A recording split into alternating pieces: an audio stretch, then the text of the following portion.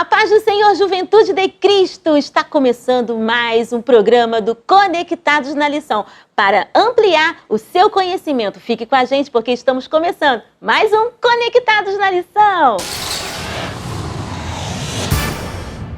Muito bem, estamos de volta para mais um Conectados na Lição aqui no nosso canal da Editora Betel. Estudando aqui a revista Conectar Mais Jovem, que traz o tema Os Evangelhos, a representação de Jesus em 4 dimensões. E hoje, gente, a nossa última lição do trimestre, a lição de número 13, vai trazer o tema João, Jesus como Filho de Deus. Gente, essa lição está demais. E eu já quero convidar para cá o nosso comentarista da revista Conectar Mais, diretamente de Brasília, pastor César Rosa de Melo. Pastor, seja bem-vindo. Pastor, João retrata Jesus como Filho de Deus. Isso fica muito óbvio para a gente. Mas na antiguidade, isso tinha um porquê? Explica melhor para a gente, pastor. A paz do Senhor, nação madureira, a paz do Senhor a todos que estão aí conectados na lição. E estamos aqui agora na última lição e já respondendo a primeira pergunta, que é sobre a expressão Filho de Deus. Como já dissemos nas demais lições, que cada evangelista tratou Jesus sob um prisma, sob uma perspectiva diferente, e João é aquele que vai olhar Jesus, vai trazer a visão de Jesus como Filho de Deus. Essa expressão no grego quer dizer huios tu Theou, que é Filho de Deus. E qual é a abordagem, qual o significado disso? Quando nós contrastamos isso com Lucas, para Lucas, Jesus era filho do homem. Para João, filho de Deus. E é interessante que muitas vezes somos tentados a dizer Jesus como homem teve sede, mas como água, mas como filho de Deus era a fonte de vida, fonte de água. Jesus como homem, ele teve fome, mas como Deus, ele é o pão da vida. Nós não podemos trabalhar nesse prisma. O prisma que nós temos que entender é que Jesus é 100% homem, 100% Deus. E quando se fala de Filho de Deus, está falando aqui justamente daquilo que é proposto no Evangelho, que é o textual da Bíblia Sagrada, que é 3,16 de João, que Deus amou o mundo de tal maneira que deu o seu próprio Filho. Ora, sabemos que Jesus é a parte integrante da Trindade na criação do mundo. Tanto é que quando vai se formar o homem, a expressão que encontramos lá é façamos o homem conforme a nossa imagem, segundo a nossa semelhança. Ali a Trindade já estava, porém em questão de revelação, Jesus ele vai se tornar conhecido como revelação de Deus a partir do Evangelho como Filho de Deus. E João mostra isso muito bem, que Jesus é Filho de Deus e Deus deu o seu próprio Filho para pagar o maior resgate da história. Que resgate é esse? O resgate da nossa alma. O salmista pôde dizer que o resgate da nossa alma é tão caro que os nossos recursos se esgotariam antes.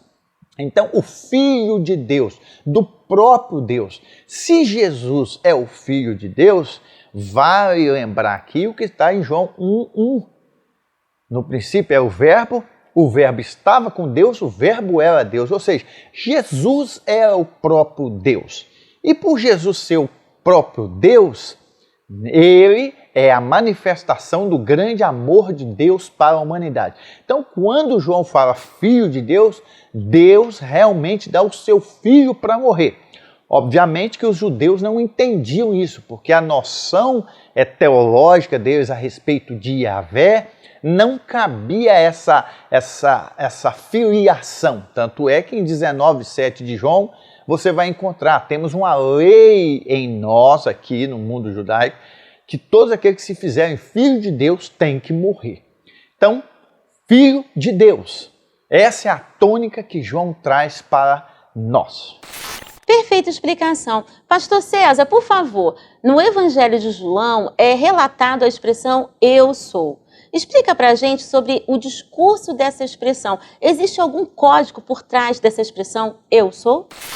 Esse é um tema interessante, porque essa é uma das expressões, inclusive, quando Moisés estava no monte com Deus, onde a sarça ardia e não se consumia, Moisés faz uma pergunta interessante que é: quando eles perguntarem quem me enviou, eu vou dizer o quê?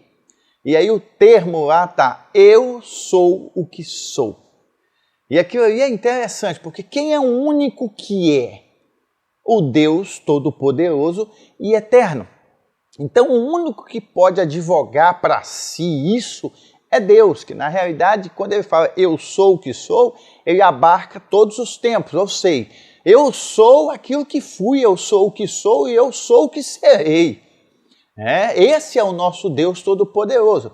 E o Evangelho de João, ele se destaca dos demais justamente porque aqui nós vamos ver pelo menos Jesus falando de si mesmo, ou seja, em primeira pessoa, advogando essa expressão egoemi do grego, egoemi, que é eu sou, ele usa por cerca de 7 vezes ao se referir, por exemplo, em João 14:6, nós encontramos eu sou o caminho, a verdade e a vida, que no grego é egoemi, re rodos, kai re aletheia, kai re zoe.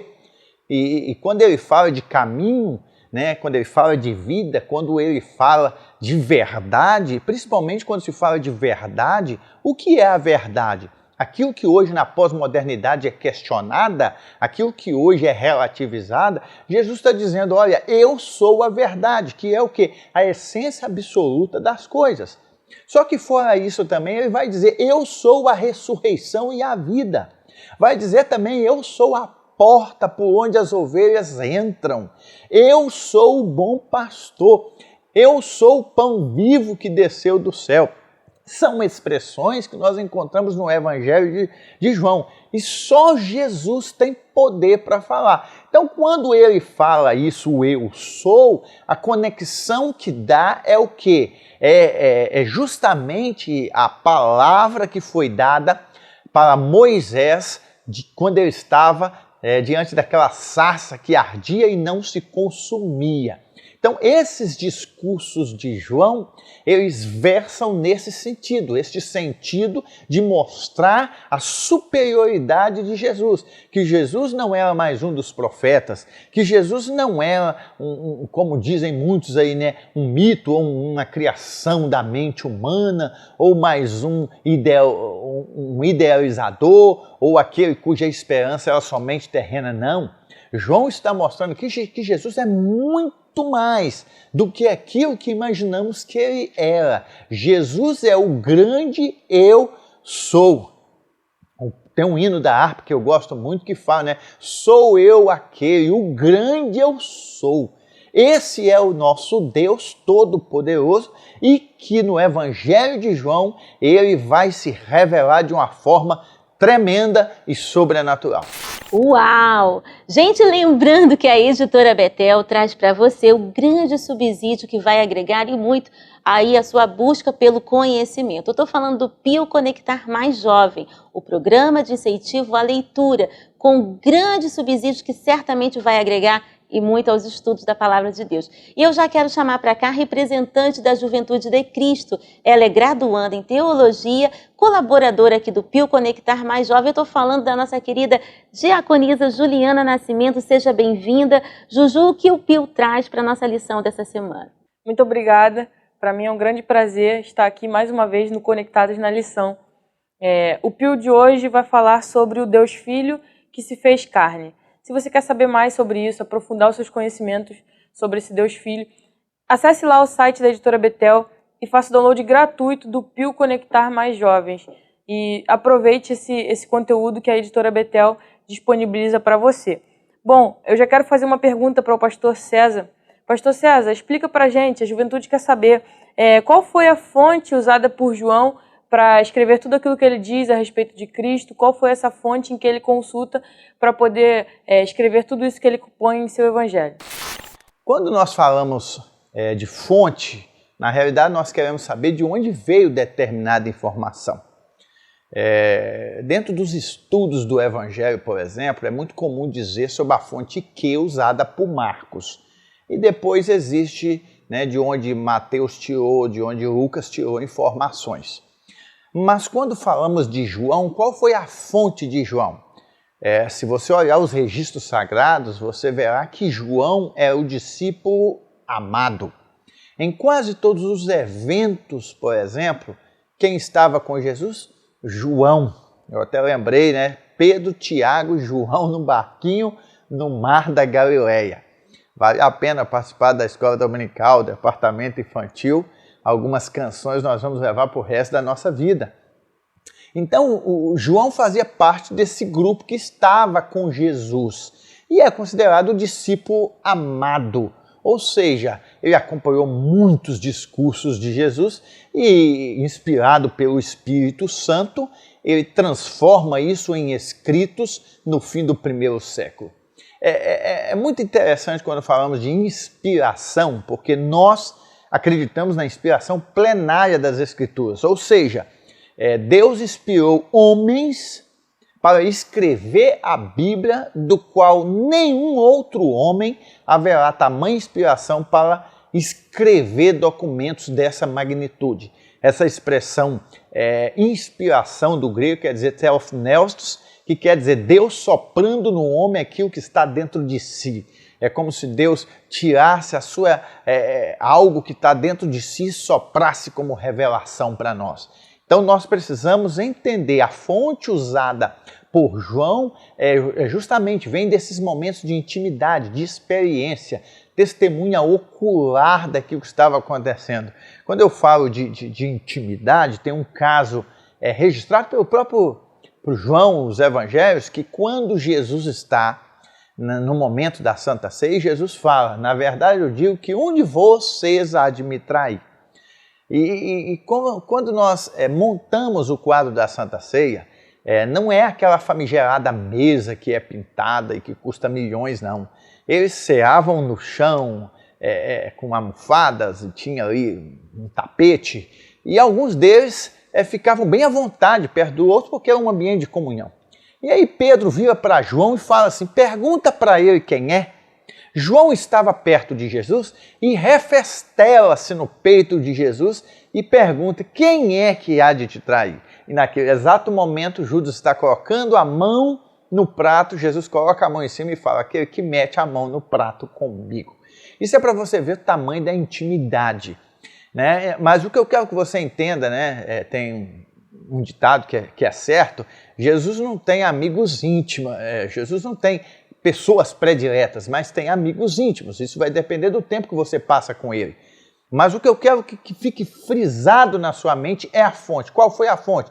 Ele bebeu da própria fonte, que é Jesus. E por que isso é importante, gente? Porque quando nós pregamos o Evangelho, nós estamos pregando o Evangelho não baseado em pressuposições filosóficas, teológicas ou ideologismos humanos, não. A nossa fé está fundamentada na maior revelação de Deus ao homem, em Jesus Cristo. É por isso que Paulo foi bastante claro ao dizer: não me envergonhe do Evangelho, porque é o poder de Deus. Que Deus abençoe a sua vida. Uau! Conectou? Lembrando a Juventude de Cristo que a editora Betel tem um plantão comercial prontinho para atendê-los. Isso mesmo, queridos. Entre em contato e peça já o livro subsídio do trimestre, O Mistério dos Evangelhos. Você vai saber tudo sobre Jesus, como rei, como servo, como sacerdote. Bem, um livro maravilhoso que vai ampliar o conhecimento e os estudos aí da Palavra de Deus. Temos ainda a Bíblia Jovem, Bíblia do Culto Jovem, com design arrojado, harpa cristã, Palavra de Jesus em vermelho, tudo para a edificação da Juventude de Cristo. Gente, nós vamos ficando por aqui. Quero agradecer a Deus por essa oportunidade, agradecer a nossa querida convidada Juliana Nascimento, ao pastor César Rosa, diretamente de Brasília, e a você que esteve conosco. Deus abençoe e até o próximo Conectados na Lição.